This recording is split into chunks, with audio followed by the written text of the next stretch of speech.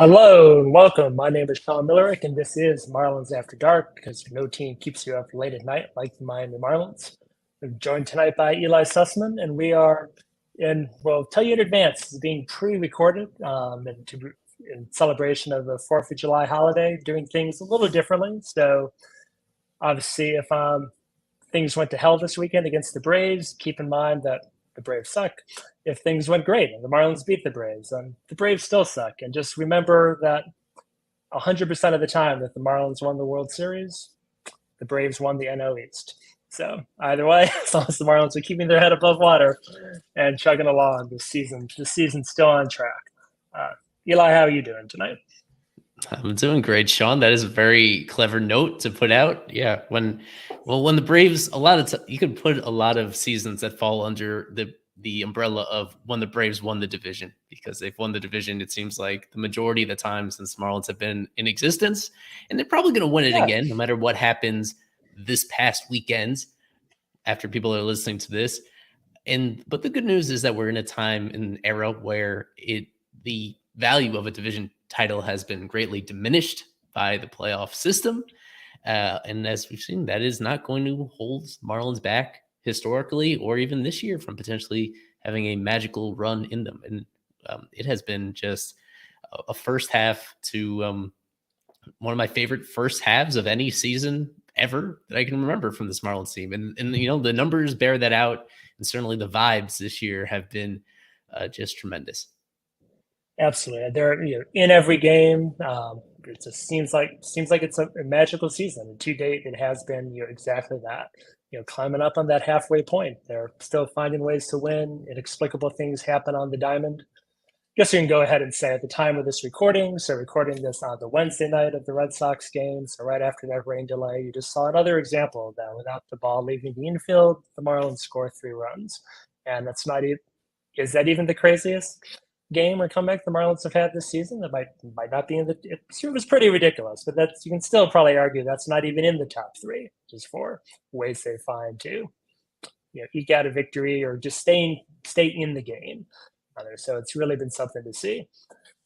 But just to kind of mixing it up, since we're not strictly recapping a game, what we are doing just for some fun at this point in the season is kind of getting back in the way back machine and diving into the multiverse in honor of just the last several years of Marvel, DC, indie film properties. There are a lot of multiverse going on in the cinema, and considering these kind of sliding doors moments, for the Marlins franchise, where like a singular, event, and fans, love debating these, on Twitter, at bars, at the game during a rain delay. They're, what did this happen? Imagine this. So we're going to try to throw some of those in. Before diving into it, for the Marlins, where are you at? Where are you at on multiverse movies? Multiverse. Are you tired of it? Are they overdone at this point? Are you still finding some enjoyment in time heist, being able to reverse all catastrophic incidents? It's a pretty cheap trick by the creative minds to keep people interested. If you can always enter into this like mini universe where all things can be undone and changed, then there's like a limitless possibility for what you can do with your franchise. And it allows you to always bring back certain characters if you feel like they're most attractive to your audience. It's a cheat code. It's a cheat code for content creators. As somebody that's a consumer of entertainment, it's hard to complain about it though, because it does allow them to keep going with franchises that are super successful, always creating these new black holes that you can escape from and continue always opening up new routes where a storyline can go. Because of that, it's a lot of fun. And especially with sports, this is where it comes up all the time, just thinking about how things could have been dramatically different from just one little I guess you would call that the butterfly effect, right? When you change one little detail, and how many other details could change for the better potentially if you went back in hindsight and undid it. So it is addicting. It is addicting to always have this going through your mind and envisioning what you could have done here. And because of that, I mean, hopefully we like keep it sort of consistent here, where we come up with things that, even though our imaginations can go in many different directions, trying to stick with concrete things, specific things, trying to be specific about what you would do differently and imagining exactly how that would put the Marlins, I guess in this case, in a better position or more successful than they have been to this point if just specific things were changed in one specific direction. Yeah, and you're very well put. So that's something that we will be doing here is keeping this grounded. So this is not an exercise in what would have happened if Steve Cohen ran over Elon Musk's dog, and then out of spite, Elon Musk bought the team and put 700 million into the Marlins payroll. Like that'd be something. It would suck for the dog, but it'd be cool for the Marlins fans. That was what transpired. So we're not reversing that kind of thing. This again, those singular moments if a trade went a certain way, contract decision, draft, perhaps. Although, even with that, just to say one that will not be on my top five, is kind of going back to the Marlins drafts for this and saw in 1995, the Marlins made a selection and picked someone who I'm sure went on to a great career in used cars or community college coaching, but I don't think ever made the majors, and picked that person 2 picks before Todd Helton was selected in the 95 draft. But the Marlins still won a World Series in 97. The Marlins still had a pretty good first baseman that all fans are happy with for that second World Series run, a few years later. So don't know if that quite, moves the needle, but definitely, as definitely is, one of many, big what ifs. There'd be one thing I'll throw out that's a more general blanket one. I'll take this off the board to throw out. And this is the one that fans, I think, always for the Marlins like to debate the most, is what would have happened if way back in 1998, if Wayne Huizenga had decided to run it back and then attempt to win a World Series to see if that would fix attendance, if he had the intestinal checkbook fortitude to decide that maybe how this exercise actually works is you win the championship and then you see how happy people are to come pay to see that champion the following season. So I'll just kind of throw out to warm us up for this before we dive into our kind of list. Yeah, well, that exact same moment obviously came to mind when I was doing a little prep on this. I suppose it doesn't fall exactly into the type of conversations we want to have. I do want to point out that even though that was many different transactions that stemmed from that decision, it was rooted in the financial aspect, and more specifically, rooted in you could say the budget that the team had. That Huizenga was determined, even before the 97 season ended, he was determined to bring down the expenses of his roster. And inevitably that pressured the front office into letting free agents go, and even more so making trades of guys that were under reasonable, but like big contracts.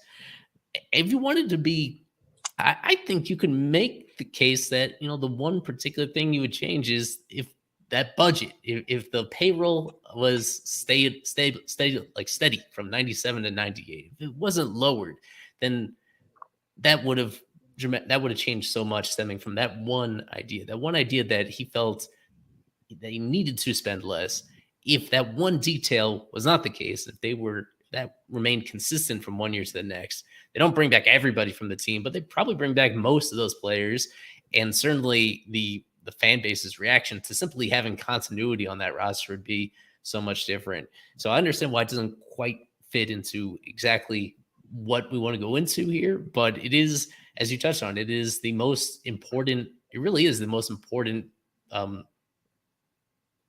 inflection point in this franchise's history. Even though they had the accomplishment, you can't take that away.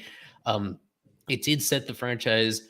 It damaged the relationship with the fan base and the community in a way that you could argue has never been fully recovered. Even by winning the next World Series, that decision, that whole process and flurry of moves that stemmed from their frugality had effects that I think even today we see when it comes to attendance, and why people almost gave the future owners this carte blanche to do something similar, feeling that, hey, the previous guy did it, unloading players, even if it was unpopular. So that really did kind of set the tone for the next quarter century of Marlins management, and the way that ownership kind of has acted kind of really without the feelings of its fan base in mind. Oh, absolutely. And just created this weight of expectation that the fans had, and it's infected everything. And you say that it's given other owners permission, and I think for Marlins fans, we see every time that has happened since that we're just sitting here thinking, what are you doing? You don't have that carte blanche. You actually have the opposite on there. If you had had that more consistent record of you know putting in the money, putting the winning product on the field, then you could get away with that kind of rebuild. Like to take a team that there's some speculation right now in 2023 that might do some selling, might tear things down a bit. That's the Cardinals, right? People are wondering, is this finally the year that the Cardinals don't do the Cardinals thing after like a decade and a half of being a winning team and not selling or tearing it down, not rebuilding? Then do they need to do that a little bit, right? And they can get away with that because they've banked that credit. The Marlins, have not, at any point earned that. So yeah, it's definitely something that people have not recovered from, and we're still we are still dealing with that. But okay, but just wanted to take the big one, I guess, off the board. So as much as possible, I'm sure we're going to come back to that, where some of these other transactions we talk about are going to be shaded by those 1998 feels, that people had. But I will. So we're kind of working here too. I think we're going to throw about 10 out of these. Again, these kind of what if moment hypotheticals, and then we're going to try to just make a definitive top five. And I know in the past on this show we've done drafts and stuff and kind of had contests. So we're working together. We're a team tonight, Eli and I, are putting this top five list together, and then I will probably just throw that list out and see what. Rather just throw that top five list out on Twitter and see what you guys think, or we maybe let you guys vote to decide your ranking.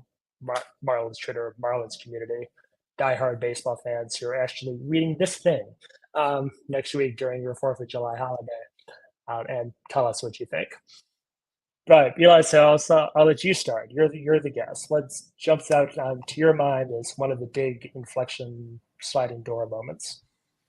Let's This enter one, the it's universe. it's not it's not a super recent one, but it is one that is still impacting the franchise today and is going to really clearly impact the franchise in the coming years as well.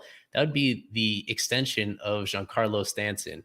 At the time, was the by far the biggest contract ever given out in baseball. 13 years, $325 billion, in November of 2014. And more so than the money, the most important aspect, as we would find out, was the no trade clause for an ownership that was adamant about never giving guys no trade protection. That had already to that point made so many moves, unpopular deals, suddenly and kind of without the players' input or heads up, and yet made this one exception with Stanton, wanting to change the perception of the franchise and show people, now that the ballpark has been built and now that they had secured revenue streams that were stronger than they had in the past, they felt there's one guy we could lock up all the way through his prime, deep into his 30s. He's going to be here. We're going to build around him.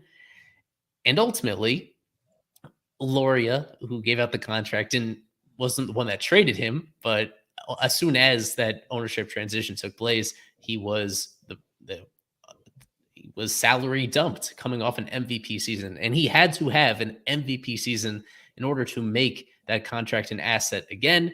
The Marlins had to, largely because of that contract, at a time when, after the transition of power and like recognizing that, the previous half decade of the Marlins in their own ballpark hadn't created the sturdy foundation of fan support in order to sustain a high payroll.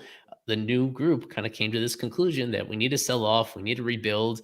This organization is not in a position to contend. And a big reason why is because this backloaded contract, very backloaded, so that almost all the money was paid out after Loria had already left. It wasn't his problem anymore. They go through this prolonged process, one that was very heavily reported on throughout that offseason, right before Stanton was officially named MVP, and then for several weeks afterwards. It was a really awkward and deflating process, even though I think a good portion of the fans at the time realized that it was a necessary evil to go through. And the reason why it was even more difficult is because of that no trade clause. There was only 4 teams that Stanton wanted to go to. I believe it was the Giants and it was the I should say it was the Dodgers, the Astros, the Yankees, and it was one of the other teams that had made it to the NLCS the year before. He only wanted to go to great teams, and only a couple of Yeah, those teams were seriously interested in making the plunge. When all the dust was settled, he approves a deal to the Yankees, and even that deal required the Marlins to throw in $30 million of cash at the end of it, which has not even been paid out yet. I don't know if people realize that. It only starts, that I $30 always million forget that. has not yet switched hands. It will starting in 2026, if I have that right, and then $10 million each of those next 3 years. The Marlins getting a couple players back that were not significant pieces of them turning the corner. And one is still left in the organization, Jose Devers. He's still very young, incredibly, all these years later. But even so, he's not going to be who Stanton was. And as we found out in hindsight, it's not all that surprising. Stanton hasn't really lived up to that contract, largely because of his inability to stay on the field. And this just stems back to the decision to extend him in the first place. It was a panic move to go as many years as they did on that extension. And it was messy to get out of it. And now it's the Yankees' problem, and they're going through a lot of stress. But ultimately, this was really an inconceived move, even though you can look deep into Loria's heart and kind of understand what he was thinking here. But it just created a tremendous mess. One of the most, you could argue, the most accomplished player in franchise history, most productive one, regular season wise, is now, I guess, maybe further down the road, people will truly appreciate him. It's become a lot harder to do that in the here and now just because of that contract, because they had to trade him before really seeing his entire prime all the way through. Just a lose, lose, lose, lose, lose situation. Maybe Stanton stumbles into a World Series title over this back half of the deal.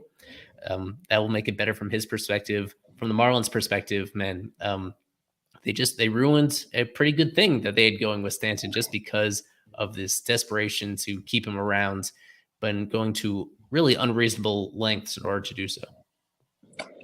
Yeah, albatross was the term with that contract. At least, ever once it started being discussed, needing to move it. I do remember spending a whole year writing leading up to the decision to move it. That there's no way that a new ownership can come in and do a fire sale or a rebuild because of all the psychological baggage and trauma from doing so in the past, and in 2006 and 1998 and 2013. Like, there's no way, and I was obviously very wrong on, on that. But yeah, absolutely. That's so in a lot of different ways. And I think that's a good one to have on the list. That $325 million price tag that had a lot of implications. And do you think that if I'll just ask before we move on, if he wasn't on the books, do you think that, but everyone else was, do you still think that Jeter and Sherman would have done the same thing? Like clean house and built up the farm, or was like that the kind of straw that broke the camera's back, that made kind of running it back and not doing something that radical in this market an option? It's really hard to think about it because he did so much single-handedly to prop up that 2017 team in the first place and keep them sort of interesting during August of that season, deep into the year, mainly on Stanton's bat alone, keeping them within the periphery of the playoff race. So you'd have to imagine that the team itself would be a little worse at that moment. It's hard to really unpack that. I would just say that all things being equal, if he hadn't been on such a long-term contract at that time, then one, he would have had more trade value if it was a shorter term deal and not as many years at the very end of it that people worried about. I don't think there was a path towards the team being super competitive in those subsequent years without some sort of reset, just because their depth was in such bad shape, their pitching was in bad shape, the farm system was left in a bad condition. I think either way, there was going to be pain for the fans those next couple of years. Not quite as bad as this one. And certainly, I think his legacy would be he'd be more like wholly appreciated by this fan base if it wasn't dragged down by the contract and that drama that ensued when trying to find a new home for him. Okay. And well, I guess I'll go, and we'll keep, since we kind of threw Stanton out, I'm going to go at the way other end of the Stanton spectrum. And this has always been one of my favorites, is when the Marlins are off to a surprising start, not unlike what they're doing right now, actually in 2008. I mean, like really, spending a lot of time even in first place that season, as well. So really competing, definitely seemed in the race, for the playoffs. So exciting talent on the team: Josh Johnson, Hanley Ramirez, Dan Uggla. And this team was coming together, and there were rumors for a couple of weeks going into the trade deadline that the Marlins were on the cusp of trading for that deadline's disgruntled, pissy all-star superstar that wanted to change teams at the last minute, and that was Manny Ramirez. There's maybe apropos that we're talking about him while the Marlins are playing the Red Sox, and that the Marlins were the dark horse to get him and a surprise team, and for about 48 glorious hours seemed the favorite to pull that deal down. But there was just this one little hangup that one of the teams in question insisted that the Marlins include this little tiny prospect named Mike Stanton.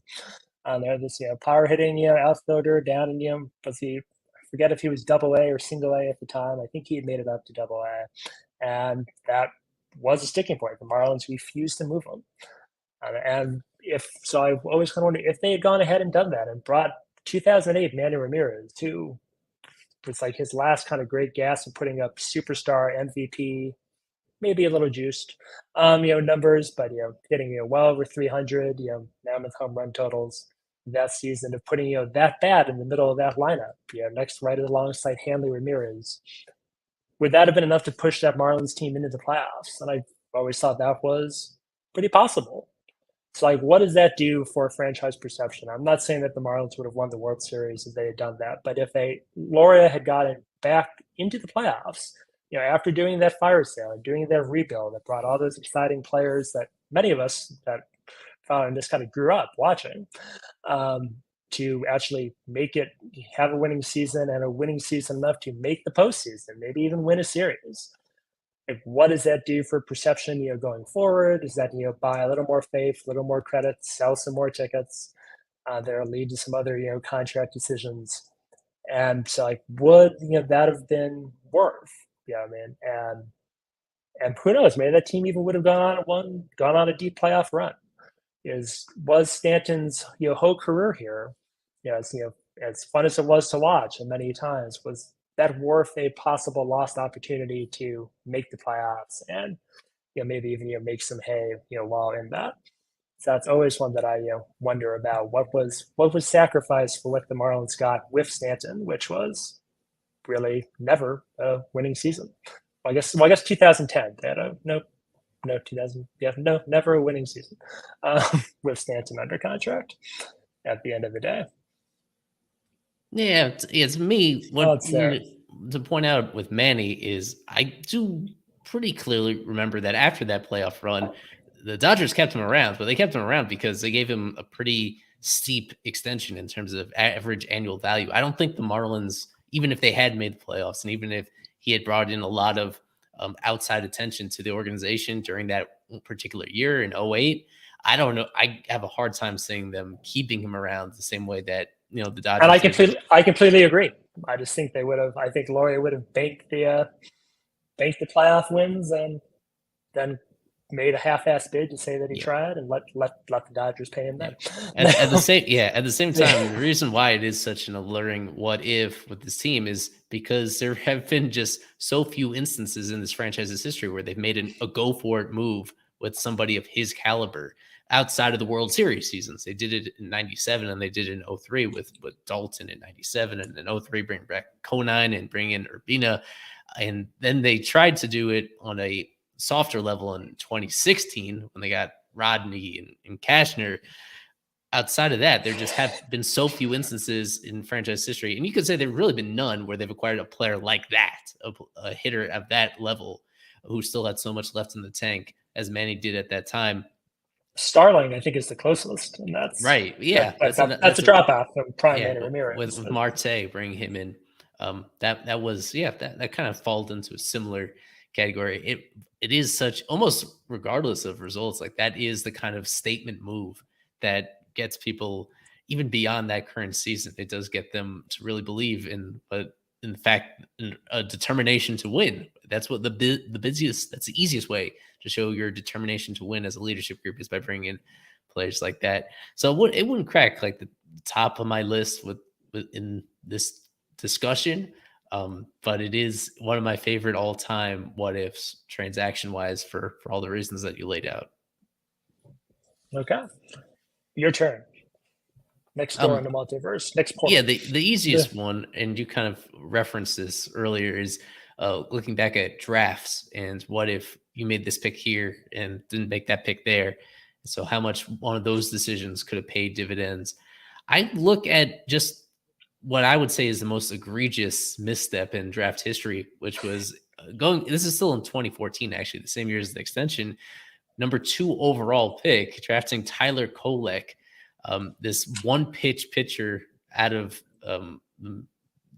that really didn't have a whole lot going for him aside from his height and his fastball velocity, and going over what was by far the most polished draft eligible pitcher in that class, Carlos Rodon.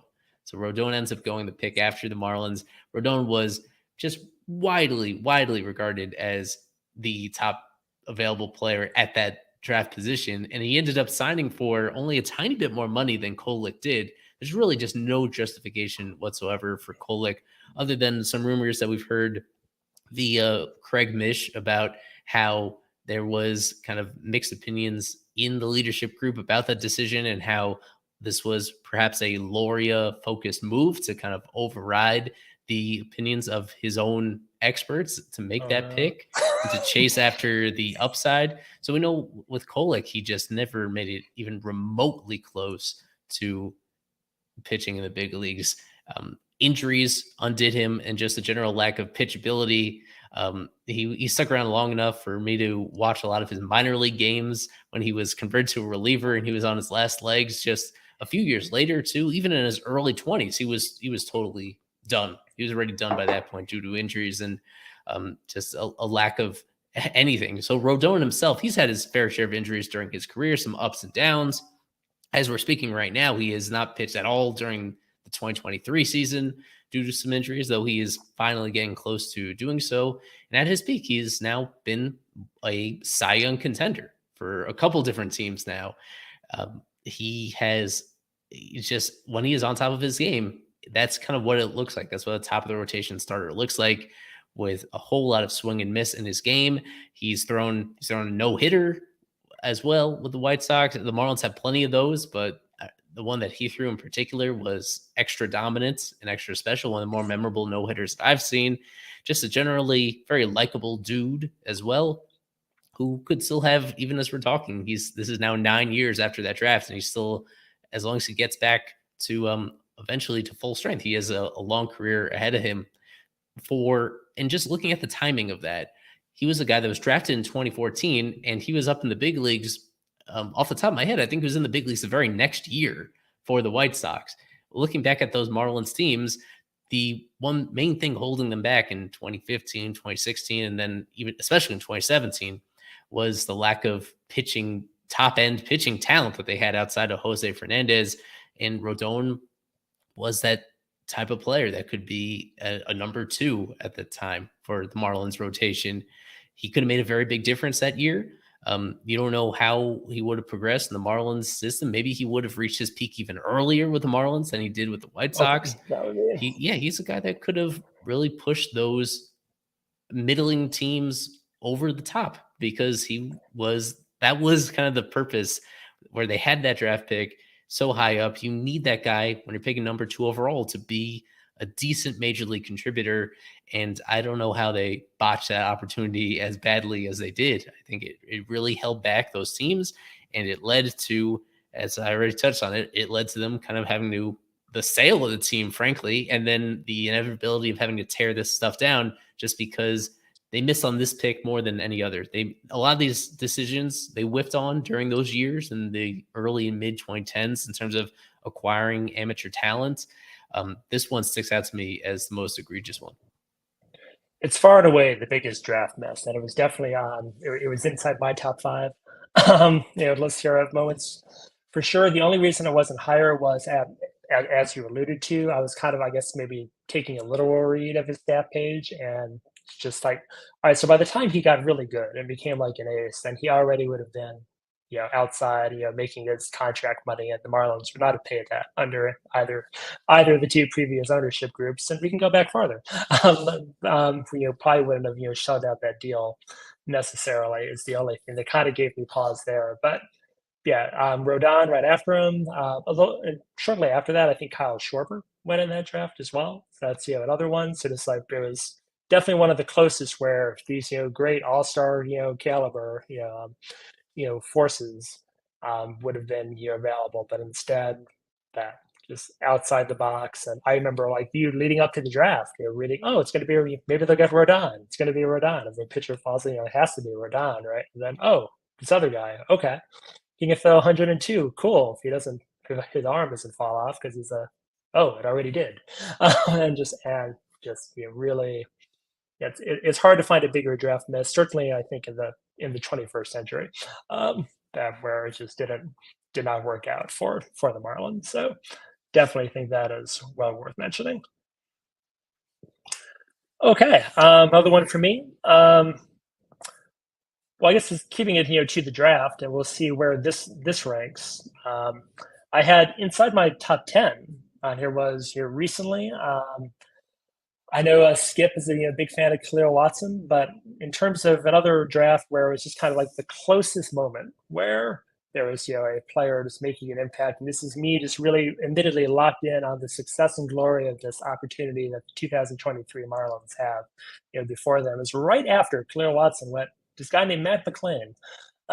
What I was drafted by the Cincinnati Reds. He was already up in the majors and hitting over 300. Had I think 5 home runs going into tonight. To his credit, so like, what would this Marlins lineup look like if Matt McLain was in it instead of Joey Wendell or John Birdie during that shortstop platoon? So just it's lower down on my list, but I just wanted to put that one out there to give one more opportunity to give some love to the what if possibilities of this team we're watching on the field night in and night out right now. Right. I was familiar with McLain entering that draft just because Watson. It was shocking that he fell as far as he did to the Marlins. I didn't really give him much of a thought just because there was no reasonable expectation that he was going to be available at that pick. McLain was somebody who, leading up to the draft, kind of fit more clearly into that bucket where there were concerns about his size and strength.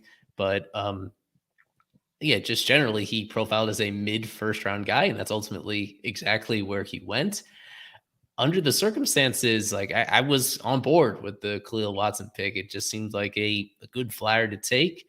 And to this point, it is not progressing particularly well. And as you know, when you go with a high school player, you always have to accept the fact that they're almost definitely going to take a lot longer to reach the big leagues and to reach their peak. And so McLain had that advantage in that regard, and that he was just a really refined player. But the way that McLain has performed since being called up, I think exceeds anybody's expectations. As we're talking, he's got an OPS in the 900s. Even when you're adjusting for playing that in Great American Ballpark, you can put all the caveats you want about the sample size. I did not foresee this kind of extra base power from him. In a quarter of the season, he has, 22 extra base hits. He's slugging in the mid 500s. It's ridiculous.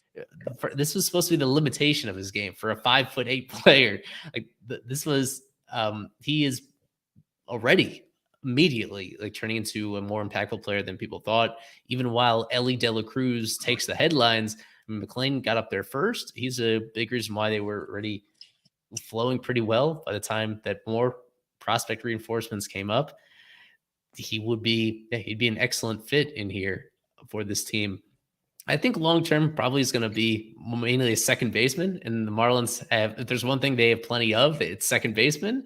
That being said, I think with the Reds, he's already played a lot of shortstop as well.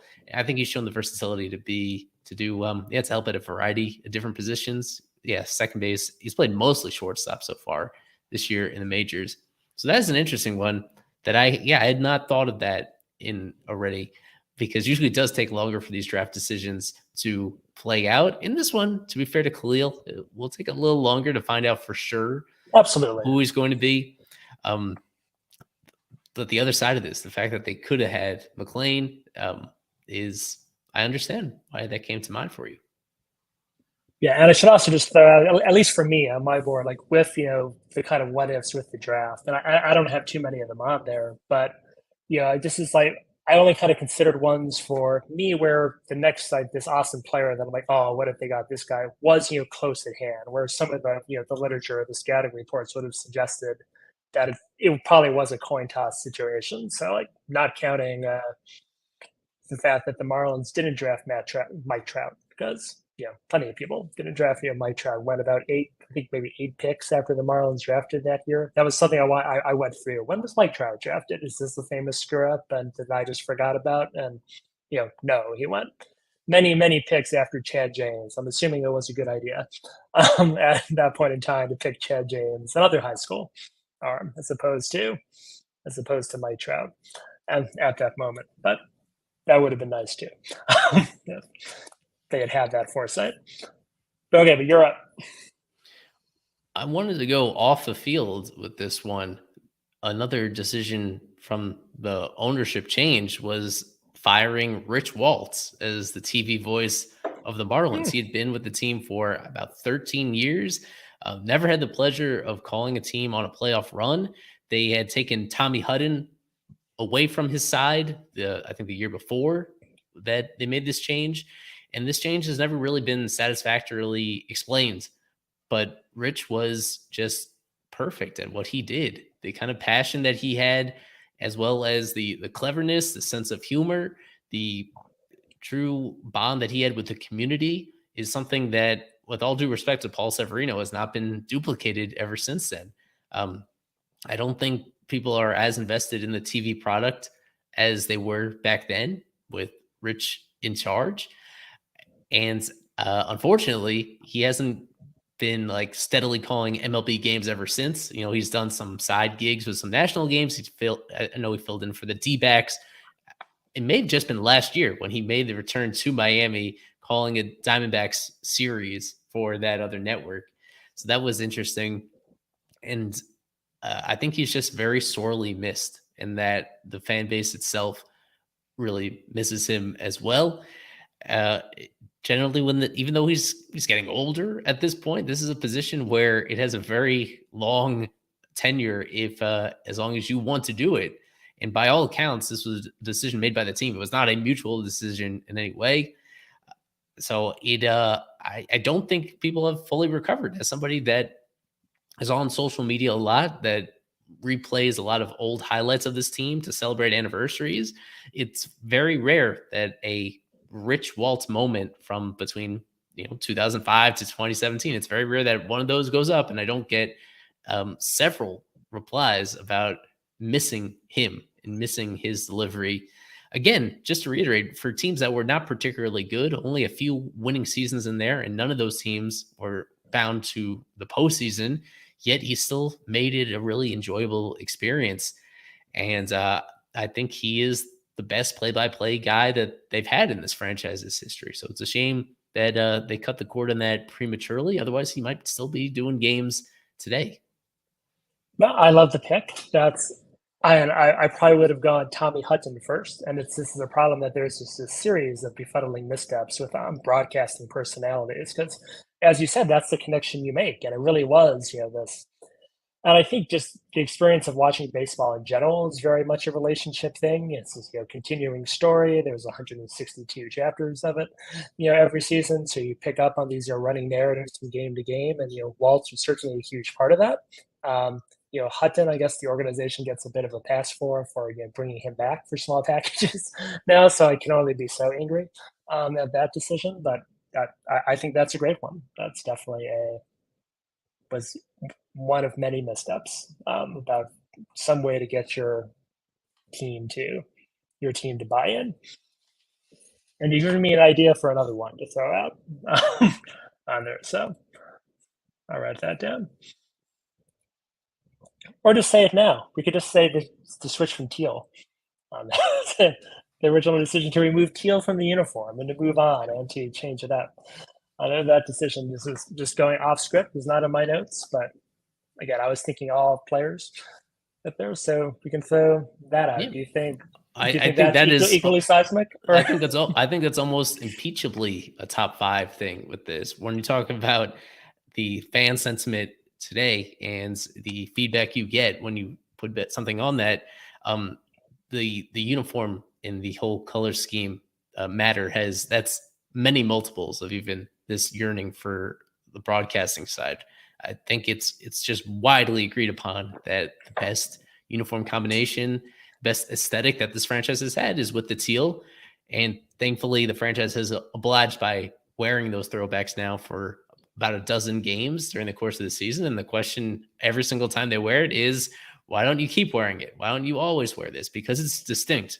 This new, Do you think the they will? latest, yes, the latest rebrands that they've done is, I guess you could say it's relatively attractive, but it's not all that unique. There's so many other teams that go with black and red and blue in some form or fashion. And the unique shade of teal that this franchise had, it was really distinctive. There were not just good player memories from it, but that was yet another thing that just transcended the on-field performance. It just felt so genuine to South Florida. People absolutely loved it. And if you just go back to it, the reason to get rid of it was nothing more than a money grab, just rebranding the franchise from Florida to Miami and wanting to have a whole new line of apparel to go along with it.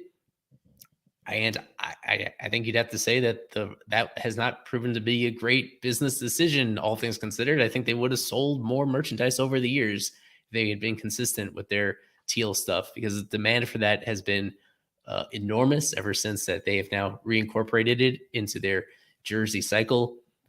That's just as much as any on-field issue that people have very strong feelings about that. I think the vast majority are on the same page about that. Do you think they'd ever switch back? Do you think this will be the year to push it over? They have a winning record in teal uniforms. If they have a winning record on the season, if they get a chance to wear a teal uniform in the playoffs in 2023, are they going to permanently switch back or just still stick to their guns? What makes it a little bit hard to anticipate is that Or Derek Jeter is no longer involved with the organization. And it did seem that he was the one more so than anybody that was pushing this philosophy that they wanted to be totally removed from previous ownership. They wanted to chart their own path. And they didn't want to embrace the history because they didn't want to give credit to what other leadership and administrations had accomplished with the same franchise. Now that he's been gone, I think that's a big reason why they've added this flashback Friday initiative in the first place. Would they take another very big step in terms of actually reverting to that as their main colors? I don't think so. I think that at the very least, I do think it's going to be involved every single year in these throwback uniforms that are so wildly popular among everybody. I think going back, changing the whole color scheme, that would be, I don't think they'll take that step, but I would hope to be surprised. And I do think the door is open just because Jeter himself is not pushing back on that idea. I think people running the team now are more genuinely receptive to what the fans want, and the fans want teal. Okay, well, let's hope it works out. And hey, Conan came back too, so another nod towards the team's past. Yeah, but at this point, I'm kind of run out of ones that I feel are actually pantheon worthy multiverse items in here. The one that came to mind that I don't think can count here is going to the draft in 2008. And I don't know if you want to count this because this is more about undoing what another team did. Giants drafting one spot ahead of the Marlins in the first round in 2005, taking Buster Posey, the Marlins following up by taking Kyle Skipworth, both of them catchers, both of them just could not have diverged more so at the major league level. Posey going on to what we expect to be a Hall of Fame career, and Skipworth barely even getting a cup of coffee in the majors. I think it is I fairly forgot he easy. got it. Yeah, I think it's fairly easy to conclude that if Posey had not been taken with the pick before, that he would have been a Marlin, and that could have pretty dramatically changed the outlook of the franchise. That was during a time where the catcher position between ever since between Pudge and LaDuca and Real Muto for those late 2000s and early 2010s, this was not a strong position for the franchise. Having a player that was one of the best at his position would have been, would have made a huge impact on the franchise. I don't want to go too far into it because I don't know if that really qualifies here. It would be contingent on another team doing something differently in order for the Marlins to have the opportunity to make that pick. I did want to bring it up just because I feel like his sometimes gets overlooked in terms of a near miss in terms of, that could have really changed, of course, a whole lot for the franchise for an extended period of time. I think we can count it because I did have it. I had it written down here because of who went after also. Then Yonder Alonso was up next. And then I was wondering if so even then it's a skip over sandwich between two, functional, other options that would have been an improvement over that Kyle Skipworth pick. That's definitely another massive miss on there. I consider the Kolak, and not that Alonso as a catcher, but just the another opportunity. Kolak's the biggest blunder, but Skipworth again is another massive. Okay, you kind of saw what they were doing there, and it just worked out horribly. Moment. If Kolak's the biggest draft bust, I consider Skipworth number 2. So yeah, we can throw that on there. Okay. So for me, I guess another pantheon one, and since you mentioned Punch, there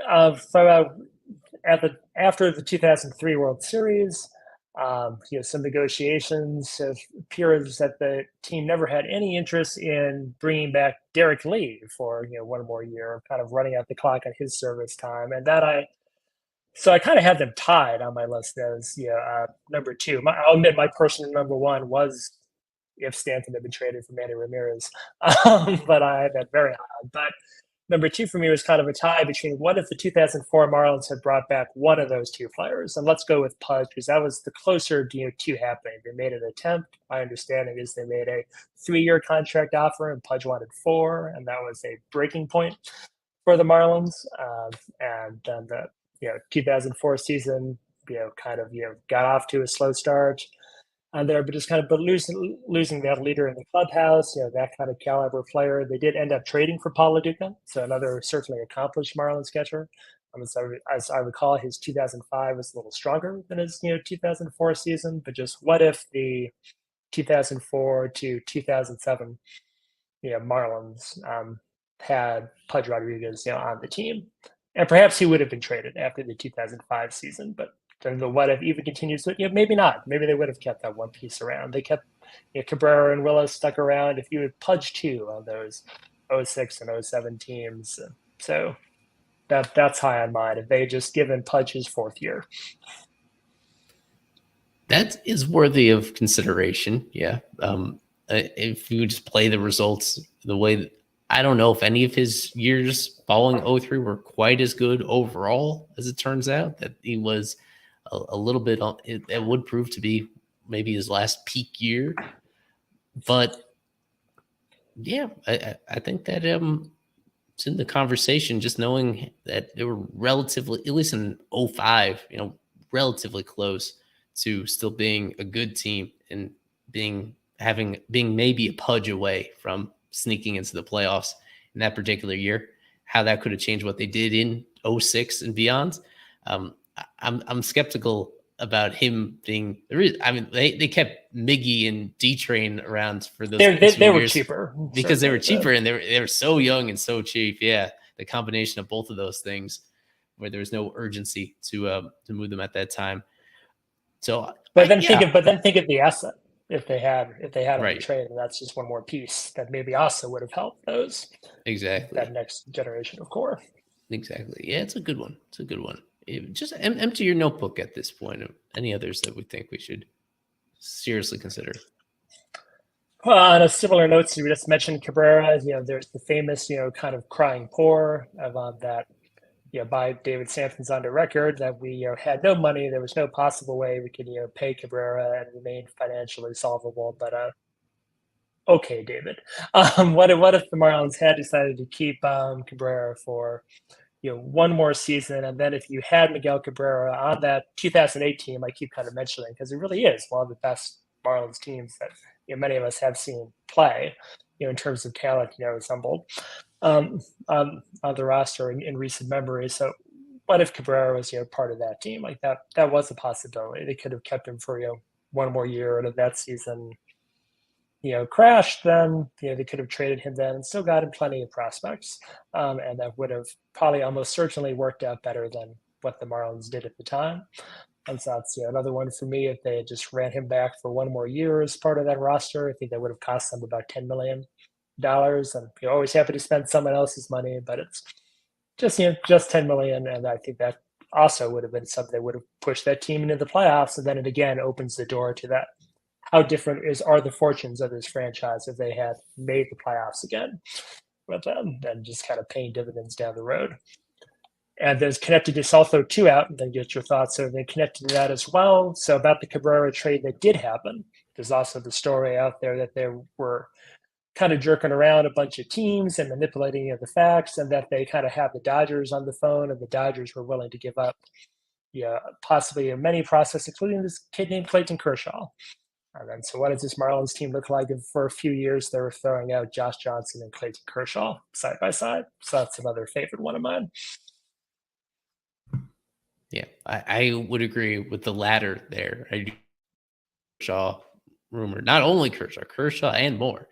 Kershaw and let's see. Well, Howie Kent. There was an Angels offer as well. I remember That Howie was Kendrick's name, and they that were one, all better than what we got. right? All of them that turned out to be better big leaguers. Yeah, that is the Dodgers one. That trade would be. It's yeah. There's no doubt that it's worth stewing over and wanting to pick a different door there, where they had so many different doors that they could have gone down in that situation. And Kershaw, he was, as it turns out, as young as he was at the time, the very next year he'd be pitching in the big leagues. And then the year after that, Mm-hmm. he'd be immediately, by then, he was already one of the elite left-handers in all of baseball. Would made a huge difference. For as much as Marlins have had a lot of great pitchers come through their organization, I mean, Kershaw speaks for himself that he was as good as anybody in his generation and kind of impossible to screw up. And you would think that he would be, for at least his team controlled years, and lining up in a way that he would have been around even when the opening of the new ballpark. To have somebody like that leading your team would be a total difference maker, and it would make trading Cabrera more digestible. This is not the only player that's been traded in his prime and gone on to become more successful with his new team. But in those other, when that usually happens historically, you get something substantial in return.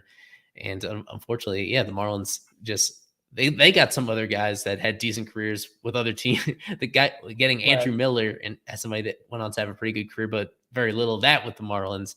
It just there's a reason why that trade in particular haunts so many people to this day. And in hindsight, it doesn't seem like there's a realistic path to avoid making that trade, given the state of the team and how adamant it's stubborn and selfish and greedy ownership was at the time. Yet there did seem to be very realistically those much better paths in terms of getting a lot of value in return, doing anything, picking any of the other offers that they could have picked, except for the one that they actually did pick. Absolutely. And for those of you listening and you want to bring back some of those feels about greedy ownership, feel free to listen to, I think, pretty much anything David Sampson has said on the Dan Le Batard show this week.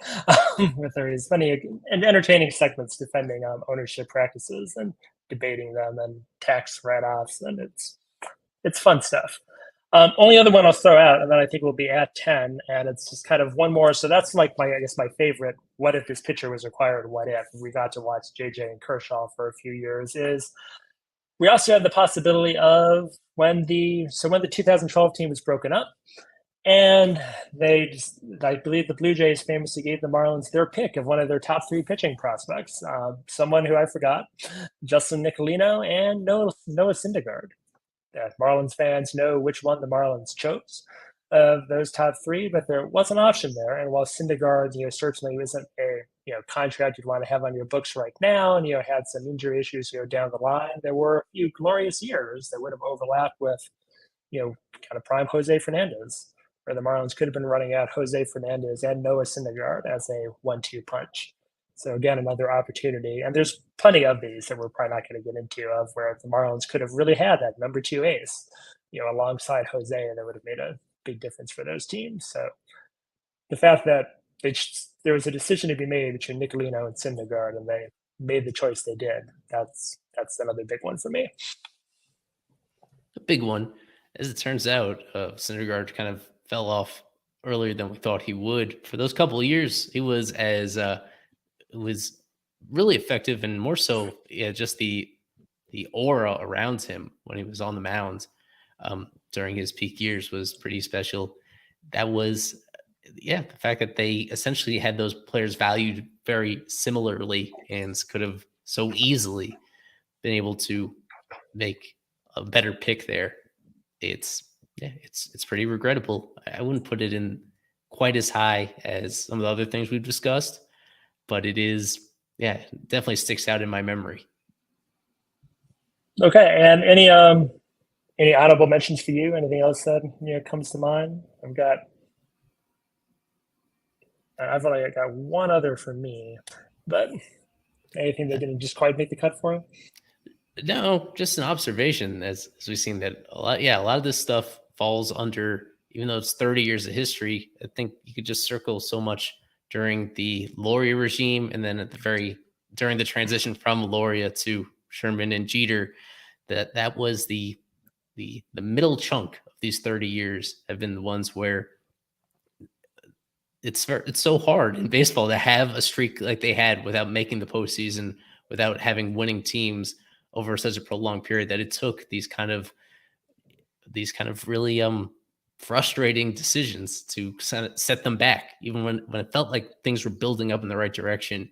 These setbacks were, I wouldn't say unforced. I would say that they kind of got in their own way with a lot of these decisions that ended up leading to the team itself not having the success that it could have been. Absolutely, and there's part of this. The early years that first decade really getting it past is the fact that flags fly forever. Fans say it all the time. It's like at the end of the day, we're playing in the multiverse here in these kind of sliding doors, and just realized I've had Stan Stanton on the screen the whole time. With their that really, how much would you change if the result was a World Series championships? Like I mentioned, the fact that okay, the Marlins could have drafted Ty Helton theoretically, but they won the World Series in 1997, so that was pretty cool. And they were going to tear down that team anyway. Gary Sheffield was terrible in 1997, at least relative to his contract. And the Marlins traded Trevor Hoffman, a Hall of Fame closer, for him. But the Marlins won a World Series in 1997. The Marlins traded Adrian Gonzalez for Ugueth Urbina, who was fair, but was there another reliever available at that trade deadline that might have been as effective as Ugueth Urbina? Maybe, quite possibly. And then Adrian Gonzalez would have been the big bat behind. A couple of these things we mentioned have been about putting another big bat behind Hanley or Miguel, Cabrera for those, middle odd teams. But again, the Marlins won the World Series in 2003, so can't screw if anything they would have affected any of those two championships. But since then, it's a lot of Loria baggage, and then into the Sherman time where just there are a lot of missed opportunities. But okay, I think we've got a good list of things we've covered. And I guess we'll maybe just quickly try to whittle this down to what we've kind of think is the top five. I know. So we had extend the Stanton contract, the decision to extend him. The fallout from that, we've got the decision the opportunity that they could have traded Stanton for Manny in 2008, the fact that they drafted Tyler Kolek to begin with, the fact that they picked Khalil Watson over Matt McClain, who again could have been, knocking home runs and getting on base for the Marlins right now during this playoff run, which I haven't even looked to see what the final was. All right, the Marlins won again tonight. 13 games over 500 at the time of recording. And the decision to piss off the entire fan base by firing Rich Waltz, and one of many opportunities they've taken to do that with a broadcasting favorite, to ignore everyone's favorite color and take away teal, and the opportunity to sell different colored more jerseys, thinking that people would buy those jerseys. We'll go with Posey as the draft pick. The fact, so kind of one hypothetical just missed it by one. If he had followed, what would the Marlins have looked like? Maybe they would have won a World Series every 2 years for a while there. If Posey was part of the package, not bringing back Pudge Rodriguez for the 2004 Marlins, not giving him his 4th year on the contract when they offered 3, he said 4. They said go to Detroit. And not the opportunity to have traded Miguel Cabrera for Clayton Kershaw, but deciding that Andrew Miller and Camden Maben was a sexier package instead. Well, them and 3 or 4 other people who I used to have memorized. Mike Rabileau was one of them. And then ultimately the decision to pick Justin Nicolino over Noah Syndergaard at the big famed multiplayer 2012 trade. So that's where we're at. So what's number one? So what's number one for you? We'll kind of go about it this way. Number one out of all those, or what's definitely, I think that's the better way to go about it. If I'm open to suggestions, what's definitely out, what's not, what is absolutely not a top 5. Let's go negative. Actually, yeah, I would say the Rich Waltz one doesn't quite crack the list for me, and I'd also say that Syndergaard over Nicolino. In hindsight, it wasn't quite as many years of excellent pitching as we thought Syndergaard would provide. So I think those two are on the chopping block. Okay, I agree. We can get rid of those. All right, I'll throw out. I don't think I can make Matt McClain a top 5. Blunder. Again, as excited as I am about this team, I think that could probably go. I'll have some hope for Khalil Watson. Skip likes him. I'm putting a lot on that. I don't think Skip Schumacher can do any wrong, and he said he liked him in spring training. So, and at least currently, according to he is the number 1 prospect in the organization as of sometime this week, right? once a year he graduates. So we'll knock that off if you're amenable to that. Yes. Okay. All right. Next for you. So that leaves extending Stanton, trading Stanton for Manny Ramirez, Tyler Kolek, Teal, Pudge, and Kershaw. Oh, and Posey and Buster Posey.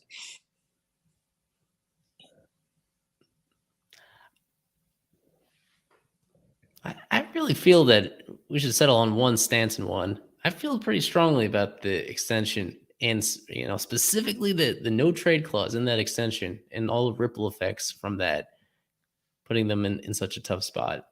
But that's just my case for it. Okay, I'm kind of liking both, but we may have to settle on one. But I do agree. If you did convince me that definitely in the top 5, extent Stanton has to be in it. So we'll put that on the list. I think Pudge has to be on the list.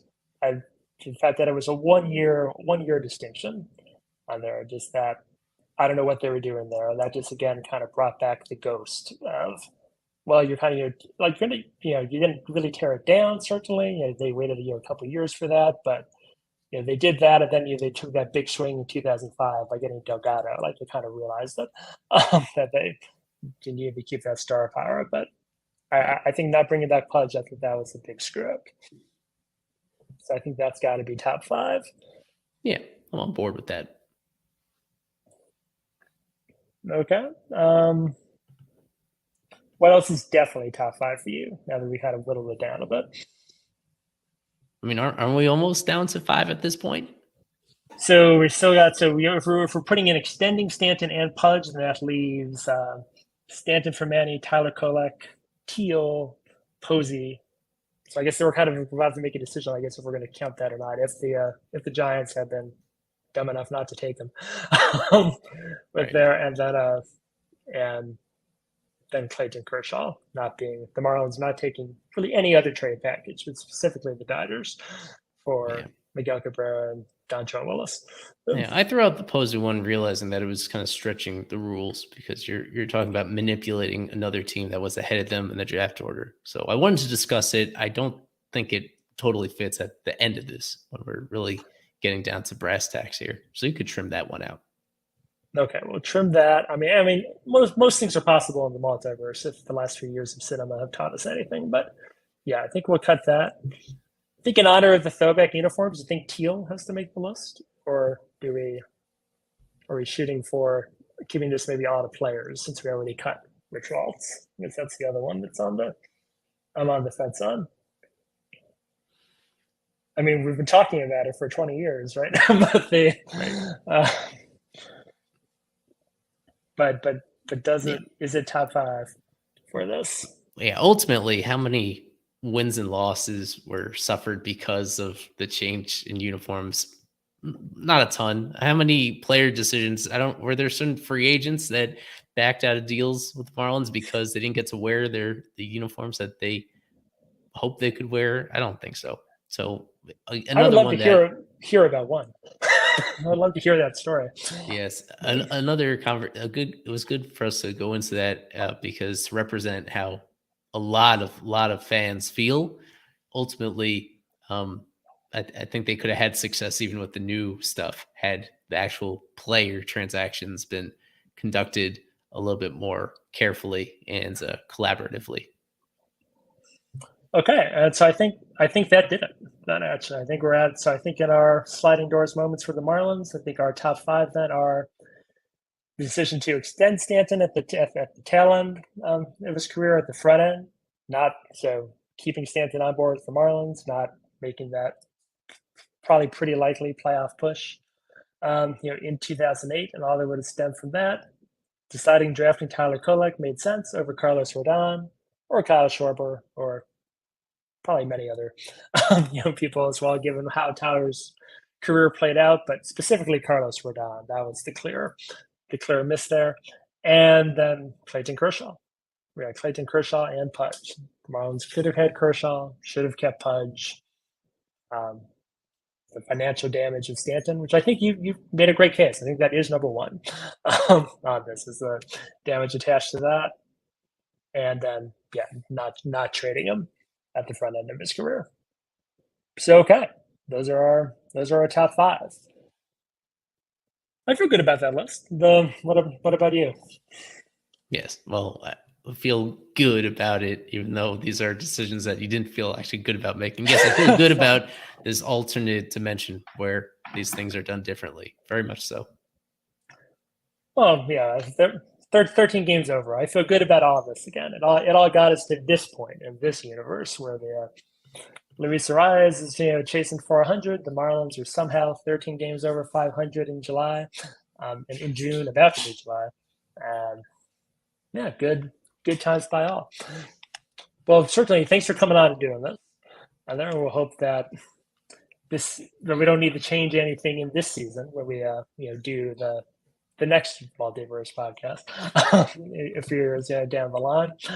And so then and since you'll be seeing this near the holiday, happy 4th of July, everyone. Enjoy the holiday and stay safe. Screw the Braves, whether win or lose, based on how the previous weekend went.